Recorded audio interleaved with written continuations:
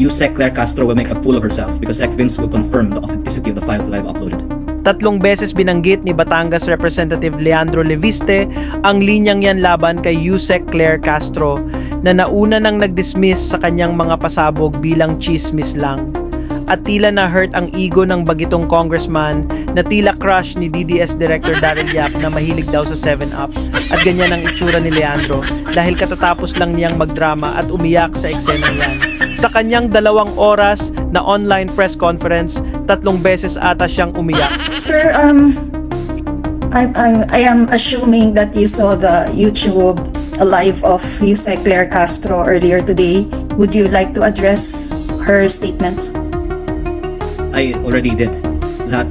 I don't know why she hasn't updated us on whether she's talked to Sec Vince, but the fact that she keeps on making statements, casting doubt on these files, might mean she might not have even talked to Sec Vince yet. So, ngayon nakaharap na niya naman ang mga reporters and he's asked direct questions. Puro evasion at deflection ang kanyang ginawa. Tinanong siya kung may irregularities ba siyang nakita at kung ano ang ginawa niya, pero tila deflection lang ang kanyang sagot at malinaw na wala siyang smoking gun. Sir, naku-confuse lang ako dun sa paki-clarify lang po yung earlier na sinabi niyo na walang irregular doon sa budget data and that yun nga, hindi enough ito to file a case. So why is there a big deal Okay. on this data? Kung maaari ko pong ipaliwanag. Kung meron 20 billion peso budget ang isang distrito sa isang taon o 60 billion peso budget sa 4 na taon, that's not enough. But it's worth asking. Puro general claims at sweeping accusations lang ang meron siya. Ang sabi niya, it's worth asking daw kung bakit yung ibang distrito ay may bilyones na DPWH budget.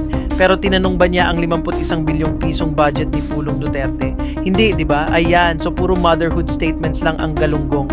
So sir, what's clear po is there's nothing irregular dun po sa mga pinost nyo, dun po sa dokumento, Cabral Files. What you're just pointing out is yung halaga po ng prioritization, Yung sinasabi nyo po per district, bakit may malaki, bakit malaki yung pondo na pupunta sa kanila kahit maliit na yung populasyon, and so on. And that's why you are lobbying. That's why you're lobbying, and yun po yung pinost nyo nung kayo vice chair during the budget deliberations. Na dapat may equation, There should be an equation. We get that.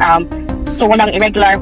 What irregular po talaga, highly irregular, is what you were saying during our last press con na meron po kayong kopya nung BICAM insertions nung 2025. And that's what what we've been asking for po, na sana isa publiko nyo na rin po. And what's stopping you sa paglalabas po nito? Okay, several responses po. I don't want to be quoted as saying that there's nothing irregular about this budget file. But rather, I want to invite the DPWH to comment and let people also draw their own conclusions. But if you ask my personal opinion, the inequitable distribution of budgets disregarding population and the needs of the people is irregular. Leandro is talking as if these irregularities just happened recently. That's been going on since time immemorial. So now, what's the solution sa kanyang iniiyak na unequal distribution of budget? So malinaw na ang pinagpuputok ng butsi niya is the fact na hindi nakatanggap ng 51 billion ang kanyang distrito. Yun lang. Sir, ano na lang sir, I'll play devil's advocate na lang din. Kasi baka po meron, yun nga, may sumisita na po sa inyo na bakit ngayon lang nire-release. At eto na nga, dahil naguguluhan na ang mga reporters sa kanyang walang kwentang press con kung ano ba talaga ang pinagsasabi ni Leandro, may isang reporter na nag-devil's advocate para maunawaan kung saan ba nanggagaling si Leviste. Ang naiisip ko kasi sir, baka may magsabi na kung ibang congressman yan, sige, name drop ko na, kunyari, Makabayan Black ang nakakuha ng dokumento. Walang, sir, walang condition i-re-release na nila kasi wala silang pakialam sa DPWH So sir, parang, are you also parang naninimbang po kayo? Kasi baka nga mahirapan yung trabaho nyo sa kongreso kapag talagang inaway po kayo ng ibang mga congressman.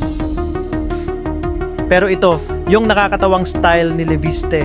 Magtatanong pa siya kung pwede raw ba siyang magbanggit ng tila ba isang sikretong malupit. Pwede kong bagitin ito ngayon? Sige po sir, sige po. At dyan na siya magsisimulang magdrama. Pangalawang beses na naman siyang iiyak sa part na to. Noong October 16, nag-press briefing ako tungkol sa mga contractor appointees ng DPWH. Na ako ay nagpapasalamat. A few weeks ago, inamin ni Secretary Vince Dizon at ng DPWH na tama ako. 2 ng mga appointees ng bagong liderato ng DPWH ay mismong contractor ng DPWH. At yung isa na nagpasok sa kanila na nag-resign una na si Yusek Ari Perez ay konektado kay Congressman Edwin Garjola at sinubukang ilapit si Congressman Garjola kay Sec Vince para makakuha ng kontrata. Okay sir, thank you po. Pero yan po ang dahilan na pinatawag ako noong October 16 sa gitna ng press briefing para ipaalala sa akin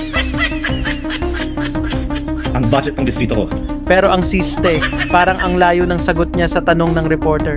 Sir, sorry, kakapasok ko lang po. Merong statement po si Yusek Claire Castro.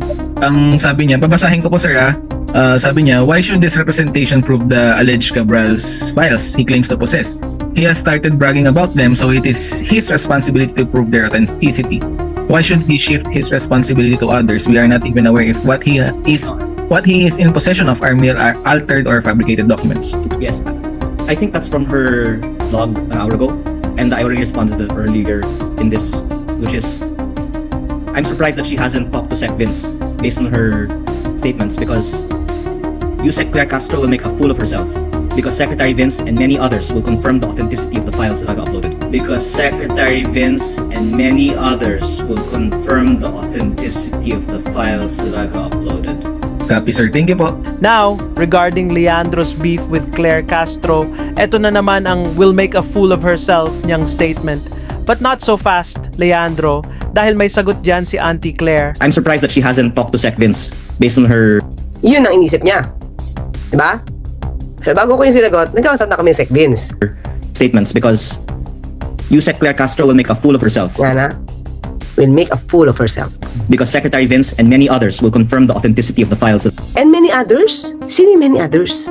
I uploaded. Copy sir, thank you po. Okay doon tayo So punta tayo dito ngayon mga clear. Confirm daw, authenticate, diba?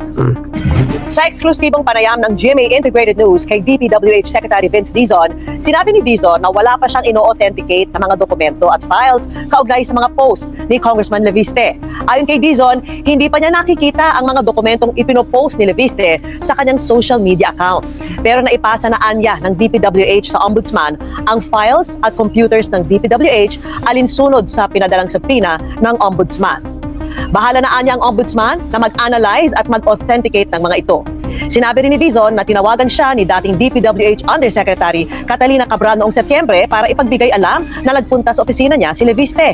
Humihingi umano si Leviste ng mga dokumento tungkol sa alokasyon at nagpumilit na umanong isave ang files sa kanyang flash drive mula sa computer ng staff ni Cabral. Gayunman, hindi raw malinaw kay Dizon kung ano ang mga nakuhang dokumento ni Leviste. For the record, wala akong ino-authenticate na dokumento na hawak ni Kong. Dahil hindi ko nakikita kung anong sinasabi niyang dokumento. So, paano ko ma-authenticate yun? Nagpilit siyang kumuha ng mga files at ginamit pa niya yung computer ng isang staff. Lahat ito kinikwento sa akin ni Yusek Cabral nung nangyayari at pinilit niyang mag-save ng mga files sa kanyang flash drive galing doon sa computer ng isang staff ni Yusek Cabral. Yun ang nangyari nung September. Was he throwing his weight around? Parang ganyan? Parang pinipilit niya yung mga staff? Yes, that was the impression I got. Samantala, Mga clear si Sec Vince mismo nagsabi na hindi pa niya ina-authenticate. Wala naman tayong issue sa documents ni Kong Leviste. Ulit, di ba? Ang sabi ko, sana kasi makita nila yung dapat siguro mabasa nila mabuti kung ano yung sinasabi ko para hindi sila naliligaw sa pagsagot. Ang sabi natin, di ba kasi sabi, i-verify ko daw. I have nothing against Congressman Leviste. Doon lang tayo sa issue. Diba? Doon lang tayo sa issue. So kung may galit siya sa akin dahil the way he answered, more on the data ako, more on the evidence ako. Kaya ganoon ang sagot natin. Diba? So, walang masamang tinapay sa akin si Congressman Leviste. Pero syempre, kung meron tayo masasabing fake news, although hindi ko sabihin fake news siya, sabihin, wala pa kasing data na masasabi na magtuturo kahit kanino base lamang sa kanyang data. Pero kung mapapatunayan naman yan mga clear, diba, yun lang naman yung point kung mapapatunayan naman yan, totoo yan. At hindi lang yan hindi lang yung list na yan. Kung mapapakita niya na yung mga nandiyan mga pangalan, lahat yan may anomalya. Siyempre iba yung magiging sagot natin. Kasi na-prove niya diba? Hindi ko naman sinasabing lahat ng dokumentong yan ay fake. Wala akong binanggit na gano'n. Maliwanag yan. Kailangan lang yan mapatunayan na totoo. Authentic. Bago kami sumagot, at hindi ko naman obligasyon paimbestigahan yan, hindi ko yung trabaho.